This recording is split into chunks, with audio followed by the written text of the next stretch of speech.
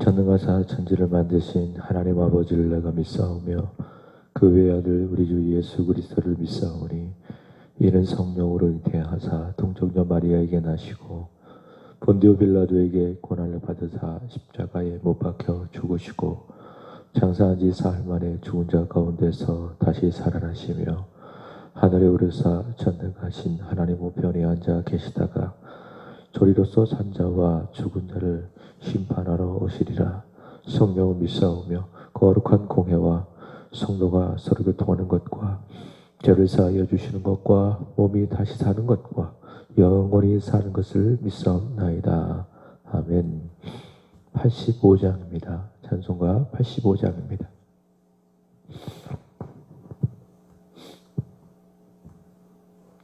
구주를 생각만 해도 이렇게 좋거든.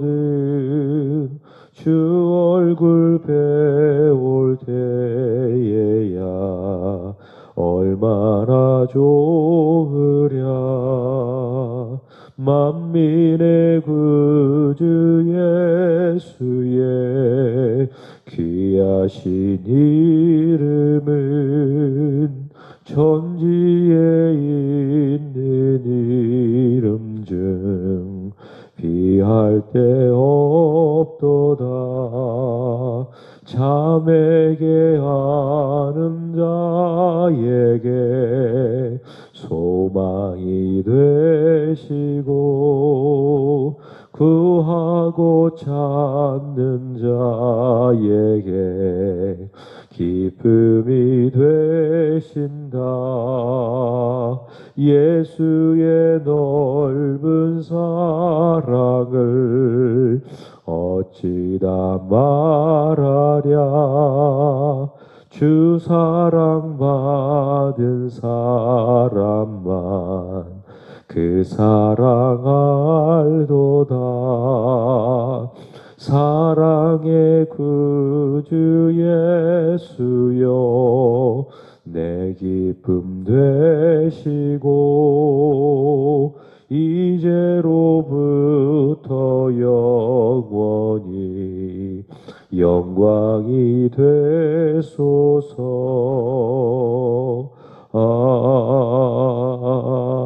아멘. 사도행전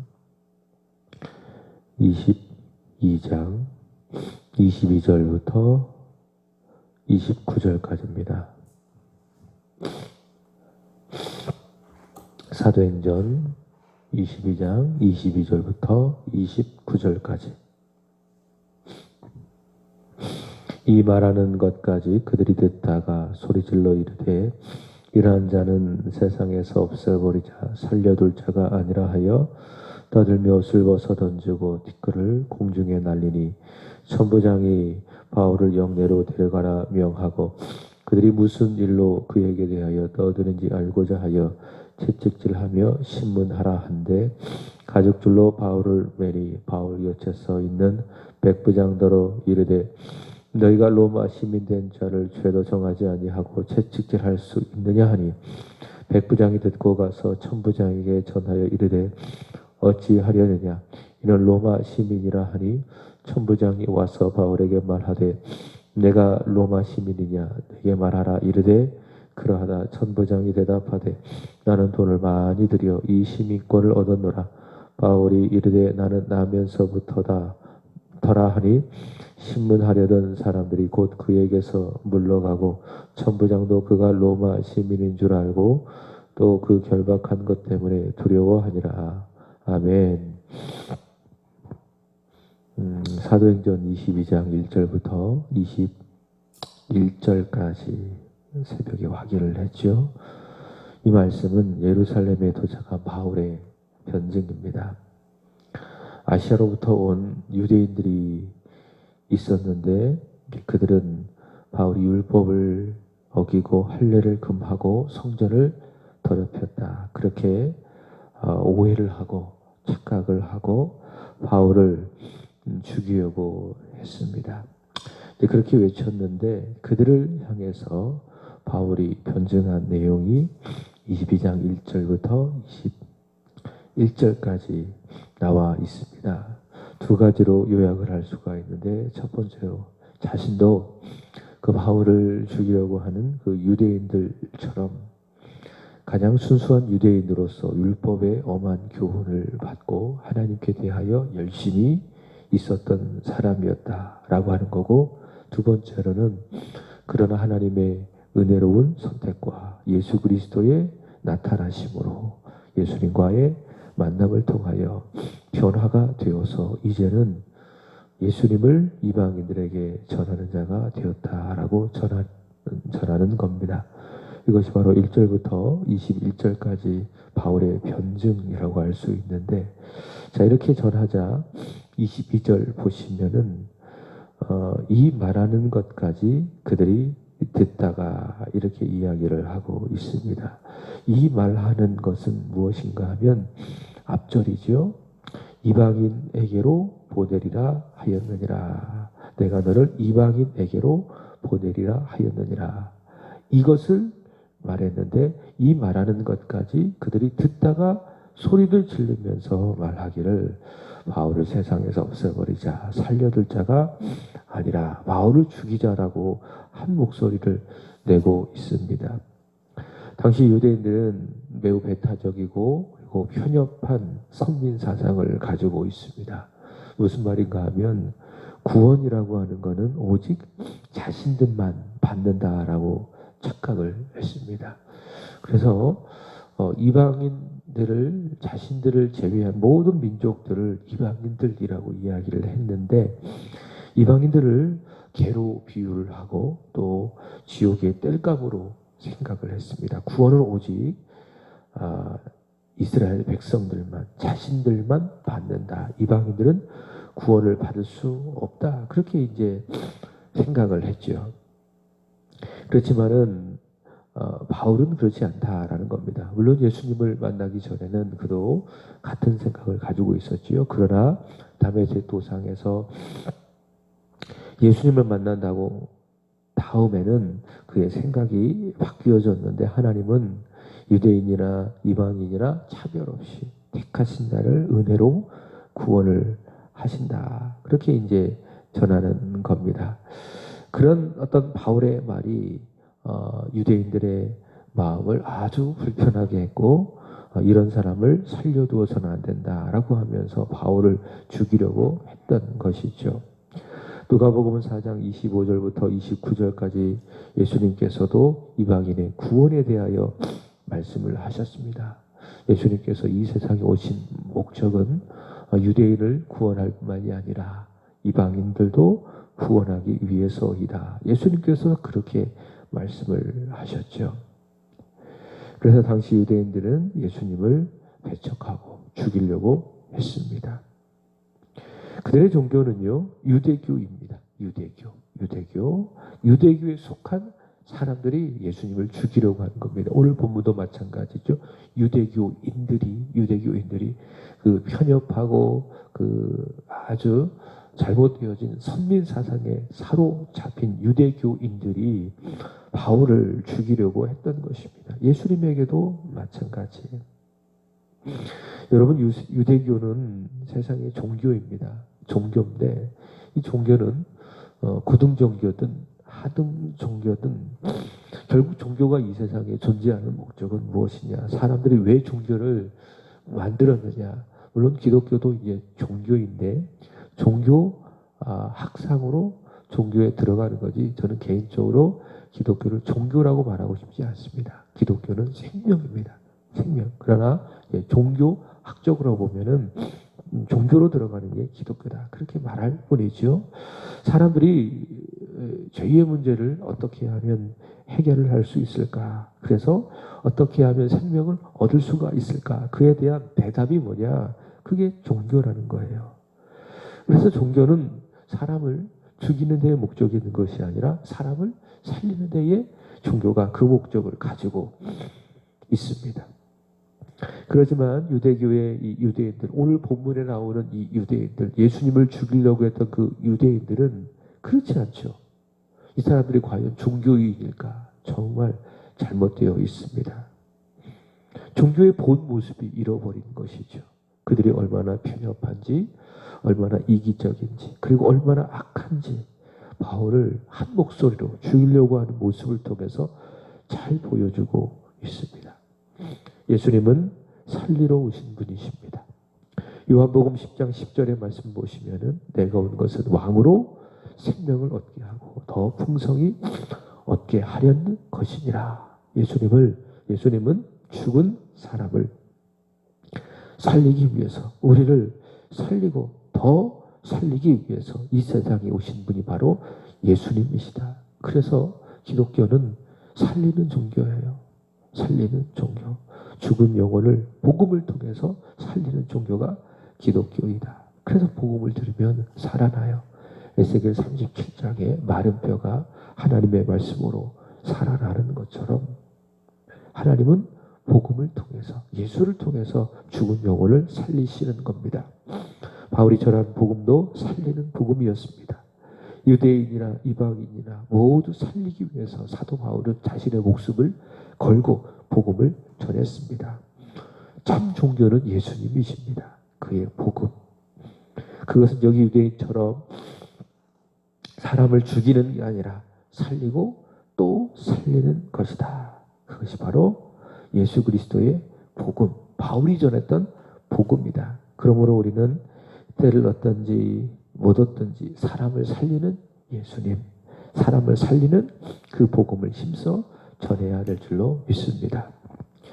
군중들에 의하여 정죄받았던 바울을 보고 24절을 보시면 바울이 바울을 영내로 데려가라 명하고 그들이 무슨 일로 그에 대하여 떠드는지 알고자 하여 채찍질하며 신문하라 한데, 아마 이 천부장이 유대인들에 의하여 막 고소를 받으면서 저 사람을 죽이자, 저 사람은 살려두어서는 안 된다라고 하는 그 말을 들으니까 바울이 무슨 큰 죄를 지었다고 생각한 듯합니다. 그래서 무슨 죄를 지었는지, 무슨 죄를 지어서 저렇게 유대인들이 성난 그 짐승처럼 소리를 지르고 있는지 한번 확인을 해보자. 그래서 신문을 하고 채찍질하여 그 이유를 알기 위해서 명령을 하는 겁니다. 채찍질하라, 채찍질하라. 자, 그러자 25절 보시면은 바울이 뭐라고 이야기합니까? 자, 보세요. 25절. 가죽줄로 바울을 매니 바울 곁에 서 있는 백부장더러 이르되, 바울이 말하는 거예요. 야, 너희가 로마 시민된 자를 죄도 정하지 아니하고 채찍질할 수 있느냐? 어떻게 너희는 죄도 없는 로마 시민권자를 그렇게 채찍질할 수 있느냐? 바울이 그 사람에게 자신의 입장을 말하는 것을 볼 수가 있습니다. 당시 로마 시민권은 대단한 그 권세와 특권을 가지고 있습니다. 그래서 함부로 로마 시민권자를 대할 수가 없는 거예요. 그러니까 바울이 자신이 로마 시민권자임을 밝히면서 함부로 이렇게 채찍질할 수 없다라는 것을 알려주는 겁니다. 요즘엔 덜하지만은 전에는요, 미국 시민권을 갖는 것을 아주 큰 특권으로 여겼습니다. 왜냐하면 미국 시민권자가 되어지면은 이 정부로부터 받는 여러 가지 혜택들이 굉장히 많이 있다고 하죠. 우리 그 정순영 성도님의 딸이 호주에 있는데 호주 시민권도 거의 그렇다고 해요. 호주 시민권을 외국인이 따기가 얼마나 어려운지, 일단 그러나 따면 노후가 거의 보장이 된다고 합니다. 국가에서 노후를 다 책임져 준다고 합니다. 이게 시민권인데, 미국 시민권도 굉장히 예전에는 따기가 어려웠어요. 그래서 우리나라 사람들이 이 시민권을 따기 위해서 정말 열심히 미국에서 살았죠. 그래서 어느 정도 살면 미국 영주권은 가질 수가 있는데 그 영주권 다음에 시민권 갖기가 굉장히 어렵다고 합니다. 방법이 하나 있는데, 예를 든다면 원정 출산이에요. 그러니까 미국에 가서 아이를 낳으면은 그 아이는 미국 시민권자가 자동으로 되는 것입니다. 그만큼 이 미국 시민권이 굉장한 그런 특권을 가지고 있는 것인데, 바울 당시에도 역시 로마 시민권 또한 권세와 특권을 가지고 있었습니다. 그렇지만 그것은 무엇을 말해주고 있는가 하면 그만큼 로마 시민권이 획득하기가 아주 어렵다라는 거예요. 자, 그래서 28절 보시면은 이 바울을 신문하고 채찍질하라고 명했던 천부장은 어떻게 로마 시민권을 땄는가 하면 나는 돈을 많이 들여서 이 시민권을 따노라. 그러니까 많은 돈을 들여가지고 이 로마 시민권을 땄어요. 또 어떤 사람은 당시 이 로마는 전쟁을 통해서 나라를 정복하던 그런 국가가 아니겠습니까? 그래서 어떤 사람은 로마에서 비록 속주민이라 할지라도, 다시 말해 로마에서 태어나지 않은 사람이라 할지라도, 로마인이 아니라 할지라도, 타국에서 살던 사람이라 할지라도 로마가 일으킨 그 전쟁에 참여해서 큰 공을 세우면은 로마에서 그 로마 시민권을 하사를 했습니다. 큰 공을 세우면. 그래서 28절 보시면은 바울은 나면서부터 로마 시민권을 얻었다라고 하는 이 말을 통해서 어떤 학자들은 바울의 아버지가 있는데 바울의 아버지가 아마도 큰 전쟁에 참여를 해서 큰 업적을 남겨서 바울은 나면서부터 로마 시민권을 얻었다라고 이야기합니다. 일리가 있는 말이겠지요. 29절 보시면은 로마 시민권이 얼마나 대단한지 29절 보시면 신문하려던 사람들이 곧 그에게서 물러가고 천부장도 그가 로마 시민인 줄 알고 그 결박한 것 때문에 두려워하니라. 그러니까 때리지도 않았어요. 채찍질하지도 않았어요. 그러나 왜 두려워했습니까? 단지 결박했다고. 그것 때문에 크게 그는 두려워했습니다. 근데 그만큼 로마 시민권이 대단한 권세와 그리고 권한을 가지고 있는 것이다 라는 것을 알 수가 있습니다.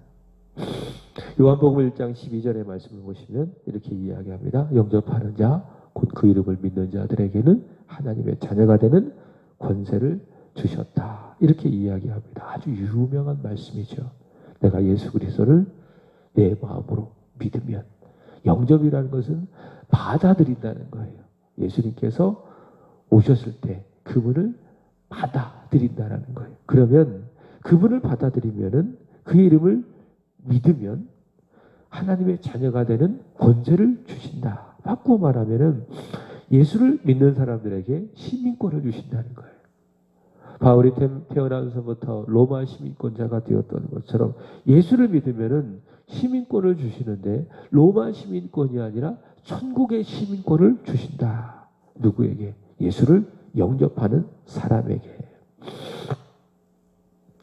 사도 바울은 에베소서 2장 5절에서 이렇게 이야기합니다. 하나님의 은혜로 허물과 죄로 죽은 우리를 그리스도와 함께 살리셨다. 이렇게 이야기하고 2장 6절 보시면 또 함께 일으키사 예수 안에서 함께 하늘에 앉히셨다. 앉히셨다. 하늘에 앉히셨대요. 예수 그리스도를 믿는 사람.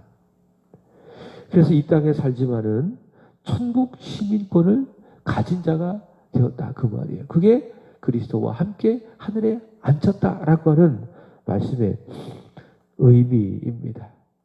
빌립보서 3장 20절 말씀을 보시면은 바울이 이렇게 이야기해요. 그러나 우리의 시민권은 하늘에 있느니라. 그러니까 사도 바울은 로마 시민권을 가지고 있습니다. 그러나 이게 전부가 아니다. 이거는 영원하지 않다. 우리의 시민권은 누구든지 그리스도 예수 안에 있는 모든 사람, 다 그 사람의 시민권은 이 세상에 있는 것이 아니라 어디에 있다? 저 하늘에 있다. 그렇게 이야기합니다. 그래서 골로새서 3장 1절에서 이렇게 말합니다. 위의 것을 찾으라. 하나님 우편에는 그리스도가 계시느니라. 우리의 소속이 이 땅의 소속이 아니라, 다시 말해 로마 시민권자가 아니라 천국 시민권자이기 때문에 그리스도 예수 안에서 그리스도와 함께 하늘에 앉아 있기 때문에, 그러므로 우리는 이 세상을 살아가면서 위의 것을 찾아야 된다. 하나님 보좌 우편에 앉아 계시는 그리스도를 찾아야 된다라고 하는 겁니다. 우리는 이 땅에 살아가고 있지만 하늘에 속한 사람입니다. 다시 말해 하늘 시민권자입니다. 그러므로 우리는 하늘을 바라보며 하늘에 계신 예수님, 하나님 보좌 우편에 계신 그 예수님을 구하며 찾으며 살아가야 할 줄로 믿습니다. 오늘 예배하는 저와 여러분은 로마 시민권자는 아니에요. 또 미국이나 그렇다고 또 호주 시민권자도 아니에요. 대한민국 시민권자가 아니겠습니까? 그렇지만은 그게 전부가 아니에요. 그것은 영원하지 않아요. 대단한 권세와 그것 때문에 특권을 누린다 할지라도 그 모든 시민권들은 유한하다. 결코 영원하지 않다라고 하는 겁니다. 우리는 이 땅에 소속된 사람이 아니라 하늘에 소속된 사람이에요. 우리의 시민권은 이 땅에 있는 것이 아니라 저 하늘에 있습니다. 이런 자부심, 이런 자신감을 갖고 오늘 하루도 하늘의 시민권자답게 하늘의 것을 구하며 또한 하늘을 전하며 살아가게 되기를 주님의 이름으로 축복합니다. 기도하겠습니다. 하나님 아버지, 허물과 죄로 죽었지만 그리스도의 피로 저희들을 살려주셔서 감사합니다. 천국 시민권을 주셔서 감사합니다. 하나님, 땅의 것에 우리의 마음을 빼앗기지 않게 하여 주시고 오직 하늘의 것, 위의 것을 구하며 살아가게 하여 주시옵소서. 오늘 하루도 살든지 죽든지 우리를 구원하사 하늘의 시민이 되게 하신 전능하신 하나님, 그의 아들 주 예수 그리스도를 위하여 살아가게 하여 주시옵소서. 하나님, 오늘은 사구역을 위하여 기도드립니다. 이병구 집사님, 김보숙 권사님, 민경, 정민, 김혜영 권사님, 우리 이승수 형제, 주님 기억하여 주시기를 바랍니다. 믿음으로 살아가는 사람 되게 하여 주옵소서.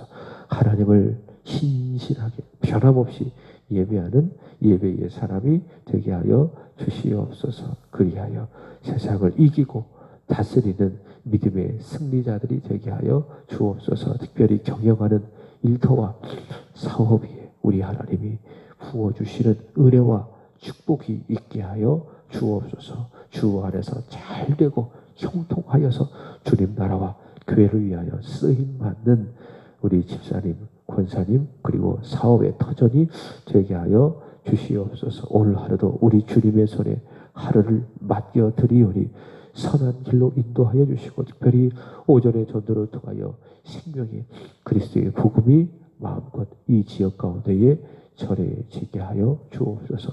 돌아오는 토요일부터 있는 예비 직분자 교육을 통하여서 하나님 영광을 받아주시고 하나님 교육을 받는 5분의 예비 권사님들 성령 충만하여서 잘 훈련되게 하여 주시고 장차 하나님 나라와 교회를 위하여 귀하게 쓰임받는 믿음의 신실한 충성스러운 일꾼이 되게 하여 주옵소서. 오늘도 하나님 앞에 기도하시는 분들 가운데에 우리 하나님의 성령의 위로와 또 성령의 감동 감화하여 주심이 있게 하여 주시고 부르짖어 또 하나님 앞에 기도하는 그런 모든 기도의 제목들이 하나님의 때에 최고의 좋은 곳으로 응답되게 하여 주시옵소서.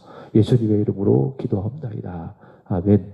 하늘에 계신 우리 아버지여, 이름이 거룩히 여김을 받으시오며 나라의 임하옵시며 뜻이 하늘에서 이루어진 것 같이 땅에서도